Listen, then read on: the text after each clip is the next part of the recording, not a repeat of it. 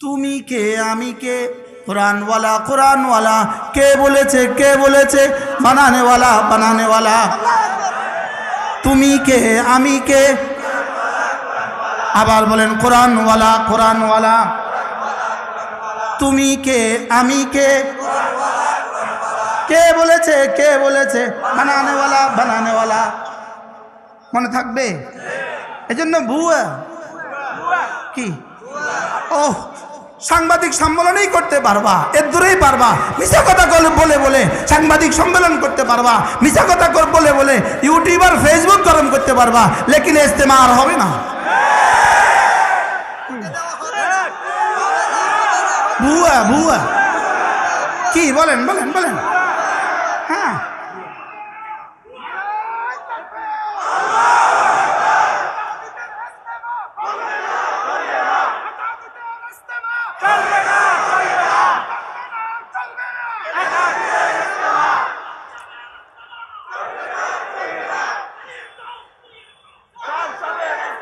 পুরো জাতিকে কথা বোঝানো উচিত, পুরো জাতিকে কথা বোঝানো দরকার। এই এতাতি শুধুই মুসাদের সৃষ্টি, শুধুই রয়ের সৃষ্টি, শুধুই ভারতের সৃষ্টি, শুধুই দিল্লির সৃষ্টি। দিল্লির সৃষ্টি বলেন, এটা দিল্লির সৃষ্টি বলেন। এটা কার সৃষ্টি বলেন? এটা দিল্লির সৃষ্টি। আবার বলেন দিল্লির সৃষ্টি। এটা কার সৃষ্টি বলেন? এটা দিল্লির সৃষ্টি। কার সৃষ্টি? দিল্লির সৃষ্টি। এই জন্য রব যাদের জিম্মাদারি দিয়েছেন, সুম্মা আওরাসনাল কিতাব আল্লাযীনা ইসতাফাইনা মিন ইবাদিনা, এদেরকে আমি বাছাই করেছি, উলামায়ে উম্মতকে আমি বাছাই করেছি, উলামায়ে উম্মতের সিনায় আমি কোরআন দিয়েছি। কে দিয়েছে বলেন? কে দিয়েছে? তো রব আমাদেরকে কোরআন দিয়া রব ঘুমায় না? বুঝলেন না কথা? 16 বছরে কত চেষ্টা করেছে আমাদেরকে ধ্বংসের। আমরা ধ্বংস হয়েছি না, যারা চেষ্টা করেছে তারা ধ্বংস হয়েছে। কয় পার্সেন্ট ধ্বংস হয়েছে? আমরা কয় পার্সেন্ট ধ্বংস হয়েছি? 1 জাররা, 1000 ভাগের 1 ভাগ, 1 লক্ষ ভাগের 1 ভাগ। আর তারা কোথায়? ঠিক আমরা দুষ্টুমির ছলে বলছিলাম, চশমাওয়ালা বুবু যান, বাংলা সাইডে ভারত যান। এখন বলতে হবে চশমাওয়ালা পাগড়িওয়ালা ভাইজান, বাংলা সাইডে ভারত যান। এটা নতুন স্লোগান তুলতে হবে, চশমাওয়ালা পাগড়িওয়ালা ভাইজান, বলেন না, বাংলা সাইডে ভারত যান, বাংলা সাইডে ভারত যান। আমরা যে 16 বছর লাগায় বলছিলাম, 16 বছর ও আরো শব্দ লোক বললো, পাগড়িওয়ালা বাবড়িওয়ালা চশমাওয়ালা লাঠিওয়ালা ভাইজান। এটা চিহ্ন বুঝবেন, লাঠিওয়ালা বলেন, লাঠিওয়ালা পাগড়িওয়ালা চশমাওয়ালা বাবড়িওয়ালা ভাইজান, বাংলা সাইডে ভারত যান। যেভাবে 16 বছর পরে বাংলা সাইডে ভারত যান, আমরা একটা শ্লোক দিছিলাম শুধু, এটা যেভাবে রব 100% কবুল করছে, এই দ্বিতীয় স্লোগানও রব 100% কবুল করছে। দেখতে দেখতে দেখবেন ভারত ছাড়া পৃথিবীতে আর কোনো জায়গা নাই।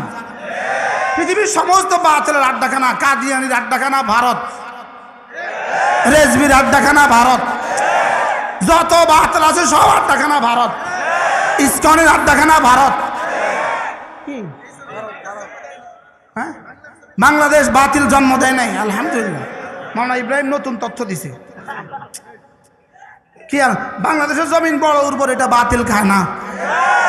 এটা বাতিল কি আসলে মূলত এর পেছনে মূল রহস্য কোথায়? মূল রহস্য হলো ওরা দেখেছে ব্রিটিশ বছরের পর বছর 1000 বছর ধরে গবেষণা করছে, আমেরিকা 1000 বছর ধরে গবেষণা করছে, ইহুদিরা 1000 বছর ধরে গবেষণা করছে। যত ভুইফোর সংগঠন যত বাতিল আমাদের সামনে তৈরি করছে, যত বাতিল তৈরি করছে, কোনো বাতিলের খানা নাই। বাস্তব না বাস্তব? কোনো বাতিলের কি নাই বলেন? এই 2-4 জন, 2-400, 2-4 বাস্তব না বাস্তব? এ রেজবি কয়জন? 2-4 হাজার। এ আহারে হাদিস কয়জন?